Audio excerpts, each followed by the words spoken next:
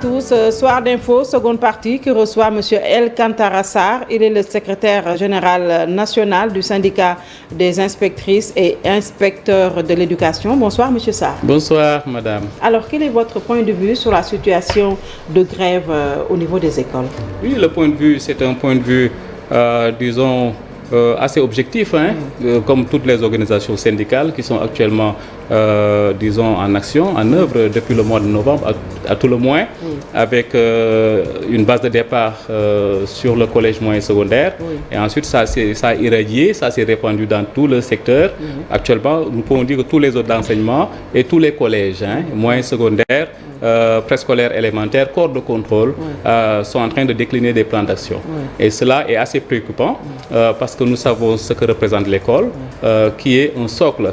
Pour nous, c'est le lieu sur lequel nous comptons pour faire du capital humain, lequel capital humain doit fonder notre stratégie. C'est une situation qui est inédite parce que c'est la première fois que les enseignants vont en grève en même temps que tous les autres acteurs de l'école.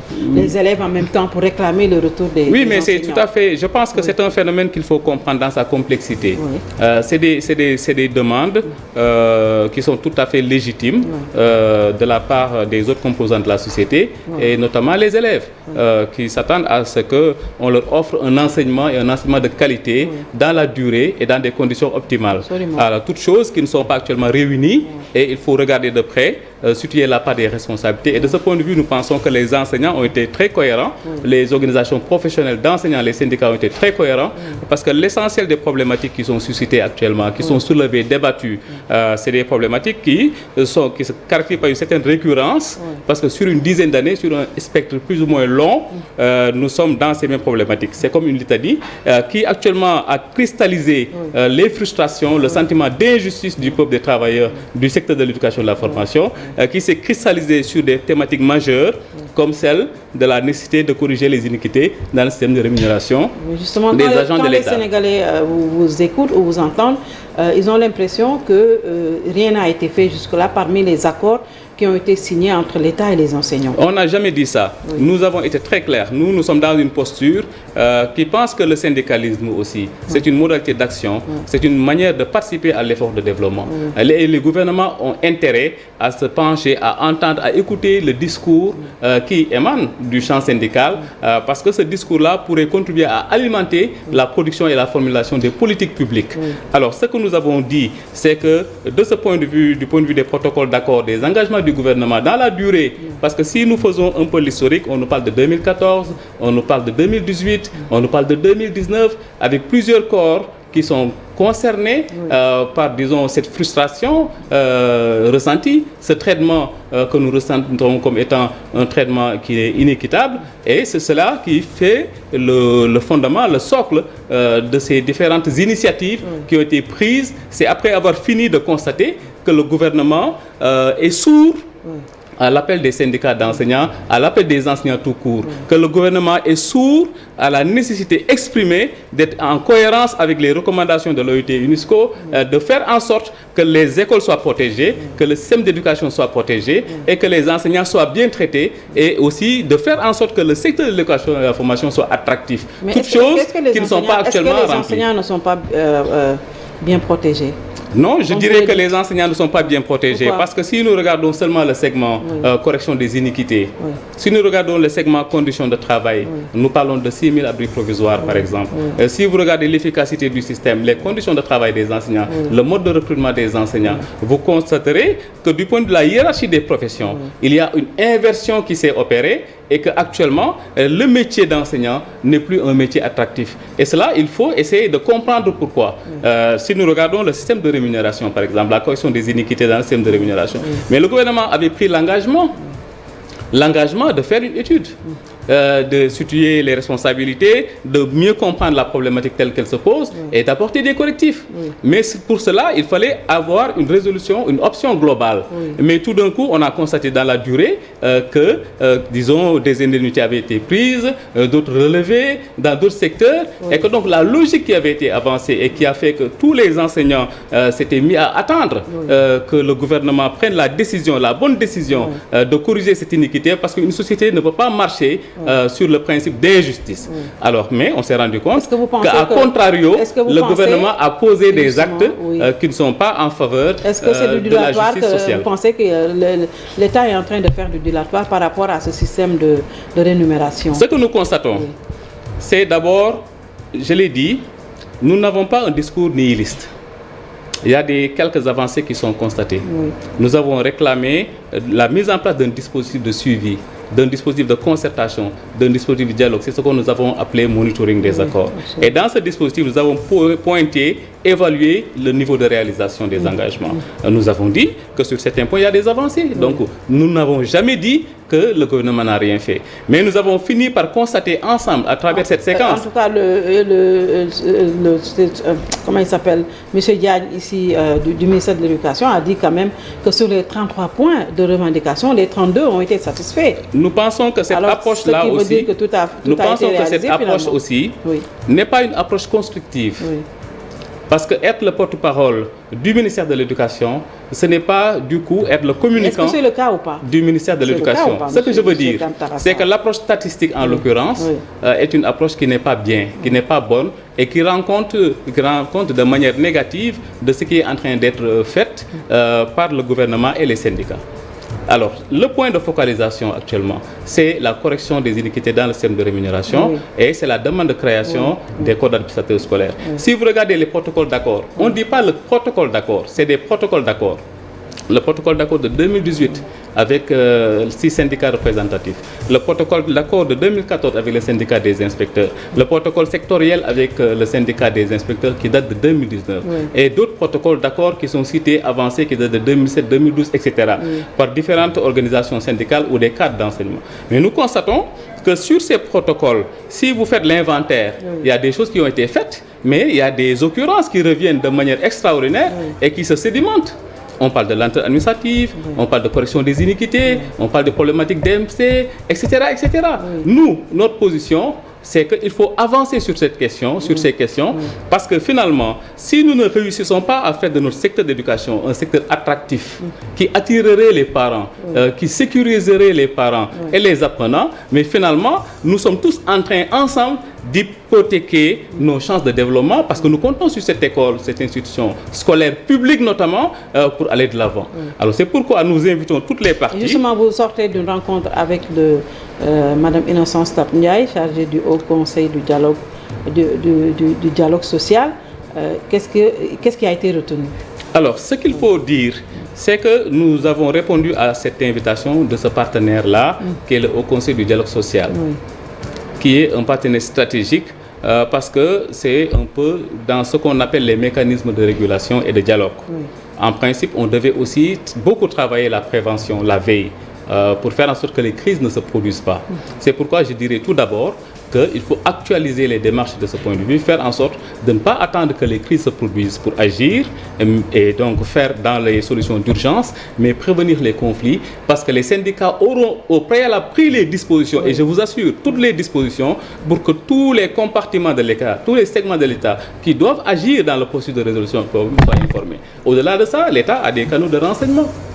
Donc, ces mécanismes-là doivent être actualisés. C'est pourquoi, peut-être, on parle de plan de renforcement du dialogue social, etc. Bref, ça, c'est un aspect. L'autre aspect, maintenant, c'est que nous avons été invités à une concertation, des concertations autour des questions de l'école. Alors, donc, c'était peut-être un peu pour tâter le pouls. Les syndicats ont exprimé leur volonté d'aller de l'avant. Mais il faudrait que cette volonté soit confortée par la partie d'en face, qui est le gouvernement, qui devrait normalement, disons, revoir sa stratégie et venir avec des propositions concrètes. Sur la base de ces propositions, nous pourrons fonder, essayer de construire ensemble un consensus qui serait bénéfique pour l'école, parce que nous savons tous, nous ne pouvons pas le nier, que depuis quelques années, à tout le moins, notre école traverse une phase de perturbation qui est préjudiciable aux apprentissages, préjudiciable à l'image des enseignants, préjudiciable aux objectifs que nous avons assignés à ce secteur. Pour éviter justement ces désagréments, qu'est-ce qu'il faut faire par exemple? On a le Haut Conseil du dialogue social, mais c'est comme si on n'en avait pas. Qu'est-ce qui manque? Est-ce que on ne devrait pas aussi travailler davantage dans l'anticipation? Dans l'anticipation, je suis d'accord. Il y a le Haut Conseil du dialogue social qui a son pendant dans le secteur, c'est le comité du dialogue social, secteur de l'éducation et de la formation,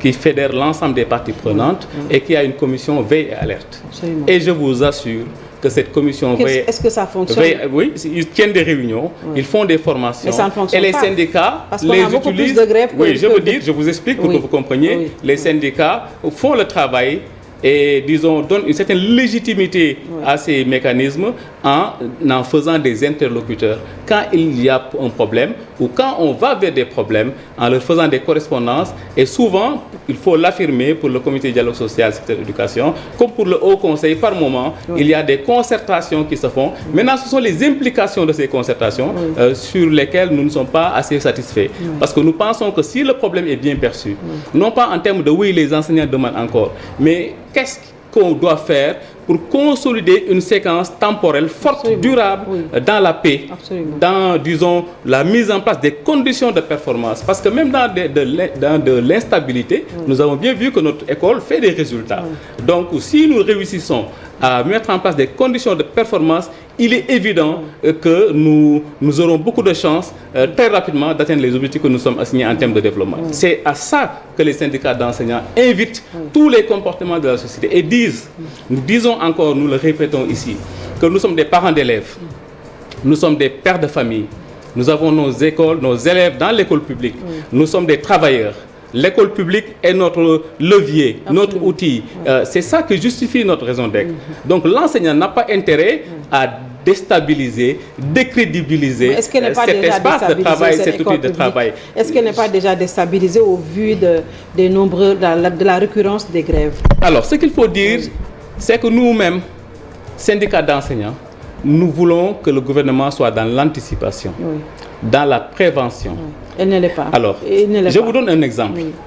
Un syndicat dépose un préavis de grève et dit à son employeur, j'ai des problèmes sur tel aspect. Du point de vue de la législation, il a le droit de le faire et il prévient son employeur que dans une durée, une séquence temporelle déterminée, si vous n'agissez pas, non pas en résolvant le problème, mais en appelant, en ouvrant des négociations, des discussions, ne serait-ce que pour rassurer et montrer que vous êtes dans de bonnes dispositions, nous allons essayer de voir quelles sont les actions qui seront amenées. Vous voyez donc que les syndicats sont dans la légalité. Et sur ce problème spécifique-là, actuellement, sur cette problématique-là sur laquelle nous travaillons, il faut dire que pour le système de rémunération, par exemple, on parle de 2014. Sur le corps des administrateurs scolaires, par exemple, on parle de 2011, à tout le moins. Alors, pour dire que le gouvernement a suffisamment eu le temps de réfléchir, de travailler. Et ils ont bien entendu les enseignants, les syndicats d'enseignants. Ce n'est pas donc explicable, ce n'est pas rationnel qu'on attende jusqu'en 2022, février 2022, après quelques mois de perturbation, de grève, pour dire aux enseignants quel est votre problème, faites des propositions. Nous pensons que ce n'est pas un comportement responsable. La rencontre qu'il y a eu entre les enseignants et l'État n'a pas porté ses fruits parce que la grève continue. Demain, ce sera également une autre rencontre entre l'État et les enseignants. Qu'est-ce que vous attendez? Est-ce que les enseignants seraient prêts aujourd'hui à lâcher quand même de l'Est pour retourner dans les salles? Si les conditions sont réunies, c'est-à-dire les enseignants lâcheront du l'Est. Quel genre? Alors, mais je voudrais prévenir d'abord, informer que lors de la première rencontre que nous avons tenue avec le gouvernement, dans ce round de négociation, je ne dirais pas que c'est une rencontre inutile. Je ne dirais pas que c'est une rencontre qui n'a pas produit des résultats. Je dirais que c'est une rencontre, somme toute, assez positive. Parce que certes, le gouvernement n'est pas venu avec des propositions, mais le gouvernement, nous avons eu l'occasion ensemble de confirmer certains principes. Les principes, c'est quoi? Nous sommes dans un cadre réglementaire, la loi 6133, qui organise notre activité. Alors, tout système de rémunération devrait être fondé sur des principes et donc éliminer toute tentative de simplification de la problématique en ayant plusieurs entrées. Entre fonctions, entre hiérarchie, entre corps. Et nous pensons que nous l'avons bien exprimé parce que le système ne se présente pas dans une homogénéité, mais le système se présente dans sa division. Nous pensons que le gouvernement a bien compris cela.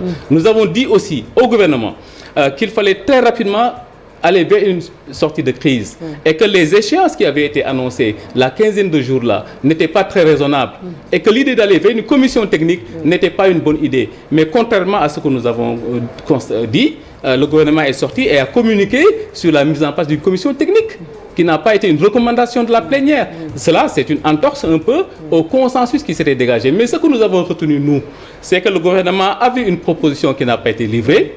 C'est que les principes que nous avons édictés sont des principes qui ont été entendus, nous pensons, par le gouvernement, et que le gouvernement était ouvert à explorer certaines pistes qui jusqu'à présent ne l'étaient pas. C'est pourquoi nous pensons que demain, si le gouvernement est cohérent, si le gouvernement, contrairement à ce que certains disent, n'est pas mis entre parenthèses et que le principe de continuité du service public est fonctionnel, et si le gouvernement suit les instructions du président de la République, qui a donné des indications dans la voie à emprunter de manière rigoureuse et résolue, nous n'aurons pas, disons, un round improductif, mais nous aurons en face de nous un gouvernement sérieux, pratique, qui ferait des propositions concrètes, et auquel cas, vous verrez que les syndicats d'enseignants feront des contre-propositions. Propositions concrètes, qu'est-ce qu'on peut... Propositions concrètes, c'est des propositions qui tiennent compte des principes qui ont été édictés, c'est-à-dire nous réclamons un retour à l'orthodoxie du point de vue de la rémunération. Nous avons énoncé quelques entrées. Vous regardez, nous avons des instituteurs, nous avons des professeurs, nous avons des inspecteurs. Vous ne pouvez pas faire en sorte de gommer ces aspérités, de gommer ces spécificités. Alors ça, c'est un fait. Nous avons plusieurs hiérarchies, plusieurs fonctions. Donc, il ne faut pas gommer aussi ces spécificités. Et le gouvernement est d'accord. Ça, c'est un élément. En tout cas, ils ont entendu ce que nous avons dit. Nous pensons qu'ils ont entendu ce que nous avons dit. Alors, s'ils ont entendu ce que nous avons dit, ils reviendront avec des propositions qui épouseraient cette contrainte de tenir compte de la complexité. Et pourquoi nous disons ça? Parce qu'en voulant régler un problème en urgence, parce que nous n'aurions pas pris suffisamment de temps en amont de réfléchir et de formuler des solutions cohérentes, mais qui s'inscriraient dans la durabilité, on créerait du coup des germes de perturbations ultérieures. Alors que les syndicats, la demande forte que les syndicats expriment actuellement au gouvernement, c'est de les aider à s'inscrire dans une séquence temporelle durable sans perturbation. Et ça, il faut que l'opinion, nous tenons à témoin l'opinion. Le gouvernement nous trouvera sur ce terrain.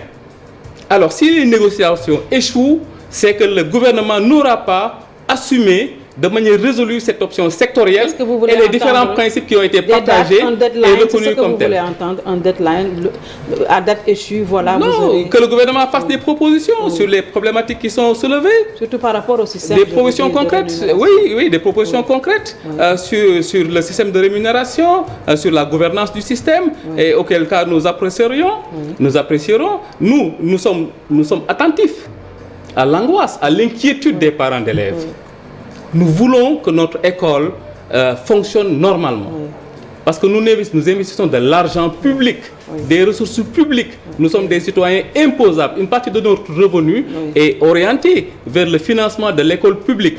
Notre rôle, nous, la ligne syndicale que nous avons, c'est que la grève doit être l'ultime recours. Absolument. Il y a plusieurs paliers successifs que nous devons emprunter.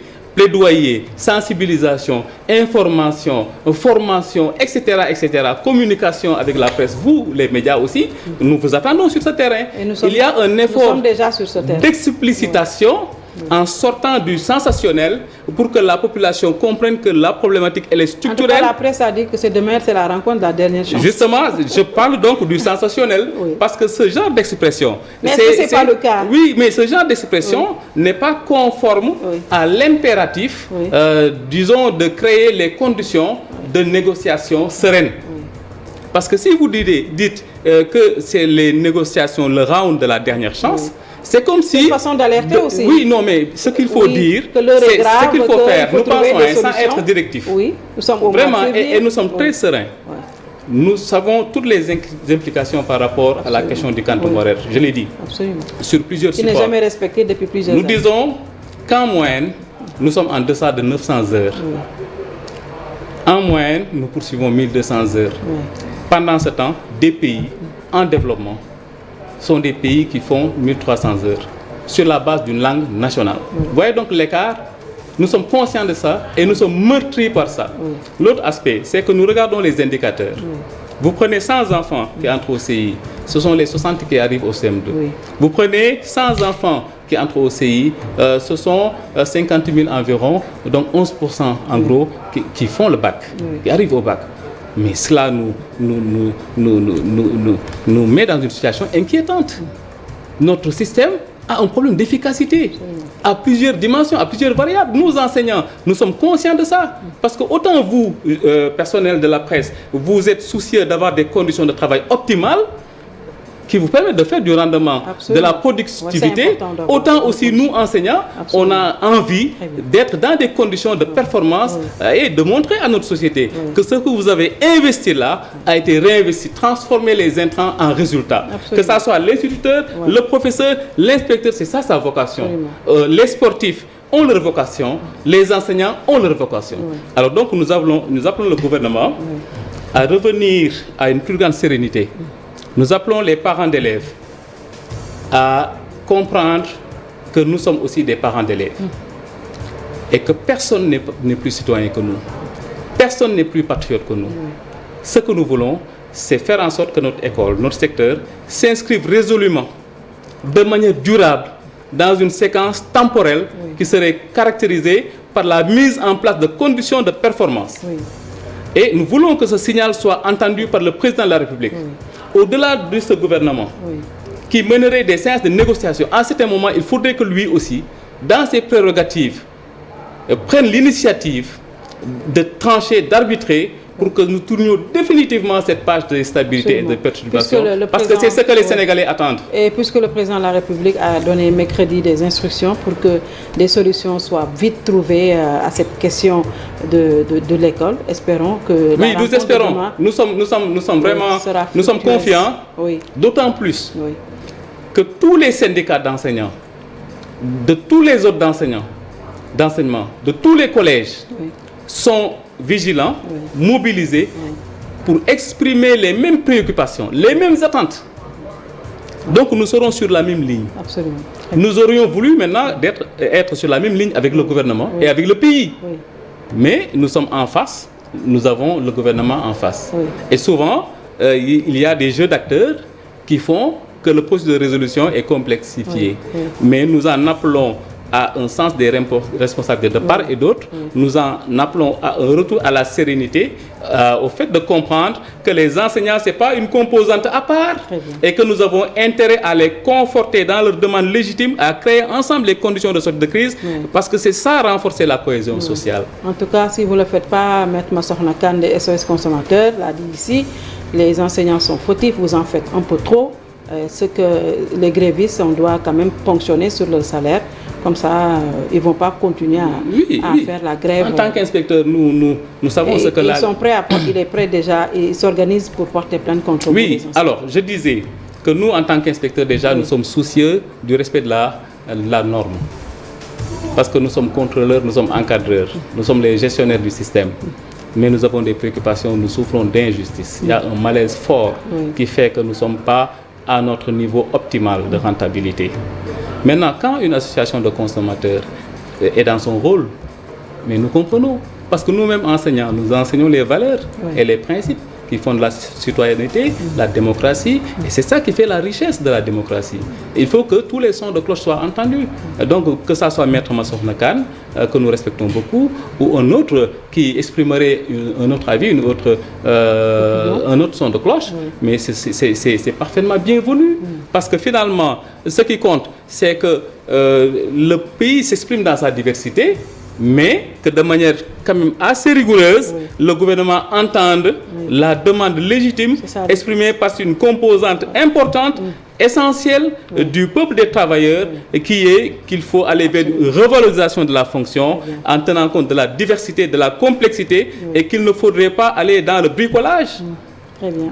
Et des solutions d'urgence, mais nous voulons ensemble, et nous prenons à témoin l'opinion, travailler avec le gouvernement vers une sortie de crise pour installer notre école sur une séquence temporelle longue où il n'y aura pas de perturbation, parce que les solutions qui auront été proposées sont de bonnes solutions et des solutions intelligentes. Et je vais fermer par l'événementiel, rencontre de la dernière chance demain entre les enseignants et le gouvernement. Tous les yeux seront rivés sur cette rencontre et nous espérons quand même qu'au sortir de cette rencontre, que l'école sénégalaise ou que les enseignants puissent retourner en classe. Nous sommes au mois de février et le temps n'attend pas. Merci beaucoup à M.